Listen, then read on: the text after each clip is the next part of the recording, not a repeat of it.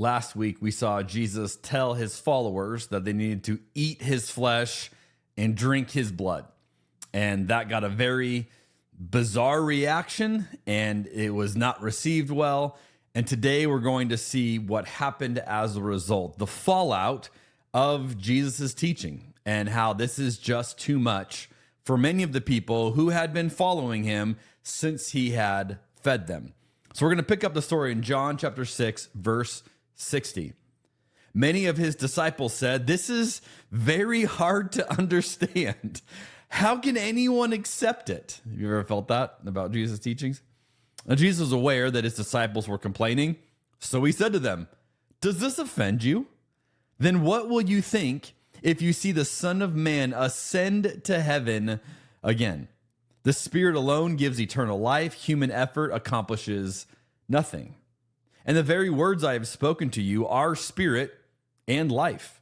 But some of you do not believe me." For Jesus knew from the beginning which ones didn't believe, and he knew who would betray him. And then he said, "That is why I said that people can't come to me unless the Father gives them to me." Now at this point, many of his disciples turned away and deserted him. Many of us don't picture Jesus this way. Imagine you're standing and you're watching Jesus say all of this. John doesn't say that the crowd turned away. Notice the word that he says, that some of the disciples turned away. Like, we don't imagine being in that scene, watching disciples of Jesus hear something that he said and just go, "Nope, not for me. This is too much. This is where I'm out." And they begin walking away. Now, rather than shying away from that, rather than going, "Oh, hold on, guys, wait, come back, there's more." No, he just intensifies what he's saying. He intensifies the point he's trying to make. In verse 62 that we just read, he says, "Then what will you think if you see the Son of Man ascend to heaven again?" Now, this has a little bit of a double meaning here. What will you think if you see Jesus ascend as God? That would have been a lot for them to process. Like, well, are we assuming Jesus is fully God? Because again, that's the point he's making. But then the other one is, what will you think when you see him ascend to the cross, where his flesh and his blood are literally going to be poured out, where this metaphor isn't going to be as metaphorical when you realize Jesus is giving his physical body for everyone to have life. And all of a sudden, we can see where this is all going. They still would have been a little confused, but we can begin to go, oh, that's why he's saying it the way he's saying it. Verse 67, "Then Jesus turned to the 12. This is his closest 12 disciples. "Are you also going to leave?" he says. And Simon Peter replied, "Lord, to whom would we go? You have the words that give eternal life. We believe and we know you are the Holy One of God." And then Jesus said, "I chose the 12 of you, but one of you is a devil." He was speaking of Judas, son of Simon Iscariot, one of the 12 who would later betray him. Now, in this exchange, Peter gives an interesting response. Notice he doesn't say, "Jesus, we would never leave you. I don't know how you could even ask us that. I mean, we're your ride or dies. Like, we're always going to be here." He doesn't say that. He's like, what else would we do? Where else would we go? What else is there compared with you? Peter has weighed his options, and he knows he chooses Jesus as the best option. And if I'm honest with you, this is a huge reason why I follow Jesus today. It is not because I've never doubted. It's not because I've never had moments of thinking this doesn't make sense, or this is too hard, or this is bizarre. It's because I've never found anything else even remotely close to what I find in Jesus. And so I've looked around, I've weighed the options, and I go, none of that even comes near what I have found in the person of Jesus. So I really resonate with the way that Peter answers this question.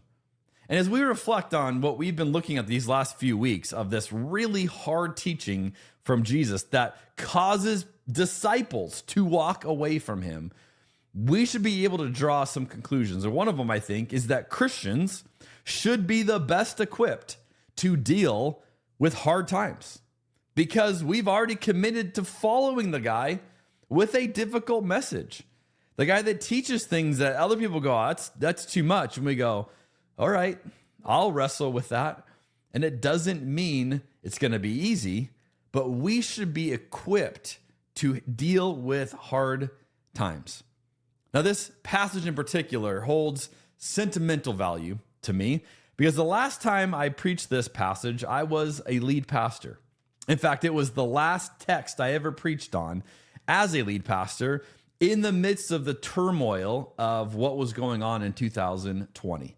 And I preached this passage and I talked about there are hard things happening right now in our world, and yet we are the ones who stick around with Jesus.